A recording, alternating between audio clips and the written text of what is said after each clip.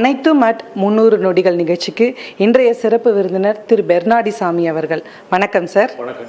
குவைத்தில் சமீபத்தில் ஏற்பட்ட இந்த தீ விபத்துக்கு முதல்ல யார் காரணம்? குவைத்தில் ஏற்பட்ட இந்த தீ விபத்தில் தொழிலாளர்கள் தங்க வைத்திருக்கக்கூடிய அந்த இடத்துல தான் இந்த தீ பரவி 160-175 பேர்கிட்ட அங்கே தங்கியிருந்திருக்காங்க. அதில் இப்போ கிட்டத்தட்ட ஒரு 49 ஒரு 50 பேர் இறந்திருக்காங்க. அதில் 42 பேர் இந்தியர்கள் என்று சொல்கின்றார்கள். 2015 தமிழ்நாடு மைக்ரேஷன் சர்வே என்று சொல்லி ஒரு ஆய்வை நாங்கள் நடத்தினோம். அந்த ஆய்வின் அடிப்படையில் பார்க்குறப்ப தமிழ்நாட்டிலேருந்து போகிறவங்க மிக அதிகமாக சிங்கப்பூருக்கு போகிறாங்க. அதுக்கு அடுத்தது சவுதி அரேபியாவுக்கு போகிறாங்க 3.5 மில்லியன். அதுக்கப்புறம் நம்ம பார்த்தோன்னு சொன்னால் ஒரு 6வது இடத்துல குவைத்து வருது. அப்போ 2015 நாங்கள் கணக்கிட்டப்போ ஒரு 1,35,000 பேர் குவைத்தில் இருந்ததாக நாங்கள் பார்த்தோம். அதுக்கப்புறம் கோவிடில் நிறைய பேர் திரும்பி வந்துட்டாங்க. அப்போ ஒரு 80,000 90,000 80,000க்கு அவங்களுடைய நம்பர் குறைஞ்சது. இப்போ கோவிட் முடிஞ்சு திரும்பவும் போக ஆரம்பித்தப்போ கிட்டத்தட்ட ஒரு 1,00,000 தமிழர்கள் இன்றைக்கி அங்கே வேலை செய்யக்கூடியதாக தான் நாங்கள் இன்றைக்கி எங்களுடைய ஆராய்ச்சியின் மூலமாக பார்க்கின்றோம். அவர்கள் தங்க வைக்கக்கூடிய இடங்கள் ரொம்ப சிறிய அறையில் அவங்க நிறைய பேர் இன்றைக்கி தங்க வைக்கப்பட்டிருக்கிறாங்க. பங்கர் பெட் என்று சொல்லக்கூடிய ஒன்று மேலே ஒன்று இருக்கக்கூடியது, கழிவறைகள் மிக குறைவாக இருக்கக்கூடிய இடங்கள்லாம் அவங்க தங்க வைக்கப்பட்டிருக்காங்க. இதில் தான் மற்ற நாடுகளைப் போல மற்ற தொழிலாளர்களை வெளிநாட்டுக்கு அனுப்பக்கூடிய நாடுகள், பிலிப்பீன்ஸாக இருக்கட்டும், இந்தோனேஷியா இருக்கட்டும், அவங்கெல்லாம் இந்த புரிந்து உணர்வு ஒப்பந்தத்தில் இதில் எல்லாத்தையும் கொண்டு வந்துடுறாங்க. அப்படி கொண்டு வரும்போது அந்த தொழிலாளர்களுடைய நலன்களை சார்ந்த எல்லா உரிமைகளையும் மையப்படுத்திய ஒரு புரிந்துணர்வாக அது இருக்கின்றது. அந்த மாதிரி ஒரு புரிந்துணர்வுகளை நாம் இன்றைக்கு வரைக்கும் போட்டிருக்கோம். இருந்தாலும் அதை எல்லா ஆண்டுகளும் அதை திருத்தி அமைக்கப்பட வேண்டும். தே மஸ்ட் பி ரீவிசிட்டட் வாங்க எவ்ரி அக்ரிமெண்ட்.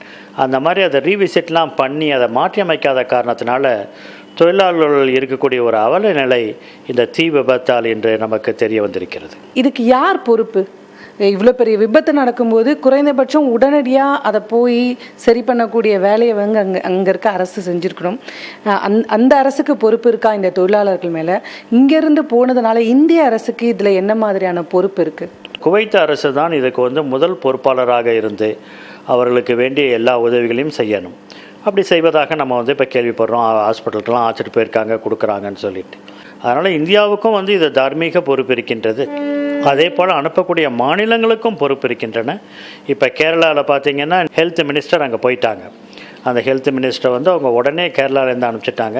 அதே போல் மாநில அரசுகளும் அந்த மாநிலத்திலேருந்து வெளிநாட்டுக்கு சென்றவர்களை பாதுகாக்கக்கூடிய ஒரு என்ஆர்டி, நம்ம தமிழ்நாட்டிலையும் நான் ரெசிடென்ட் தமிழ்ஸ் அப்படின்ற சொல்லக்கூடிய ஒரு அமைப்பை வைத்திருக்கின்றோம். இவர்கள் எல்லாருமே இவர்களை பாதுகாக்க வேண்டியது இவருடைய கடமை. பொருளாதாரம் பின்தங்கிய ஒரு மக்கள் தான் இந்த மாதிரியான வேலைகளுக்கு போகிறாங்க. அப்போ இப்படியான மக்களுக்கு ஒரு பெரிய மரியாதை இல்லாதது தான் இவங்களை கவனக்குறைவாக அரசும் சரி, இல்லை அங்கே இருக்கக்கூடிய அந்த நிறுவனங்கள் கூட ஒரு சீப் லேபராக இவங்களை எடுக்கிறதுனால இப்படி பல்காக ஒரு இடங்களை அடைத்து வைக்கிறது, இந்த மாதிரியான ஒரு ஏற்பாடு இருக்குல்ல, இதுக்கான ஒரு நிரந்தர தீர்வு தான் என்ன? இதுக்கு தான் இன்னைக்கு அரசாங்கங்கள் எல்லாமே இன்னைக்கு முயல வேண்டும். நமக்குமே எமிக்ரேஷன் ஆக்ட் என்று சொல்லக்கூடிய ஆக்ட் இன்னும் நிலுவையிலேயே இருக்கின்றது. அதை அமெண்ட்மெண்ட் பண்ணணும். நம்ம 83 ஆக்ட் அது இன்னும் அமலுக்கு வராத ஒரு நிலையில் 2022 பாராளுமன்றத்தில் வருதுன்றாங்க. இது வரைக்கும் வரல. மாநிலங்களும் அதற்கான ஒரு அழுத்தத்தை கொடுக்க வேண்டும். மாநிலங்களும் அவங்க மாநிலத்திலிருந்து போகிறவர்களை பற்றிய ஒரு டேட்டா பேஸை ஆய்வு மூலமாக அவர்களும் இன்றைக்கி எடுக்க வேண்டும். நீங்கள் குறிப்பிட்டது போல் இந்த மக்கள் எல்லாமே ரொம்ப சாதாரண மக்கள். இவங்க போகிற வேலை கூட குறைந்த திறன், குறைந்த கல்வி அறிவுடையவர்கள் தான் இன்றைக்கி நிறைய பேர் இந்த வேலைகளுக்கு போகிறாங்க. அப்படி இருக்கிறப்ப இவர்களை பாதுகாக்க வேண்டியது என்பது ஒரு அரசாங்கத்தினுடைய கடமை. அவர்கள் அனுப்பக்கூடிய பணம், ரெமிட்டன்ஸ் அப்படின்றது தான் இன்றைக்கி இந்தியாவுக்கு மிகப்பெரிய அளவில் இன்றைக்கி கொண்டிருக்கின்றது.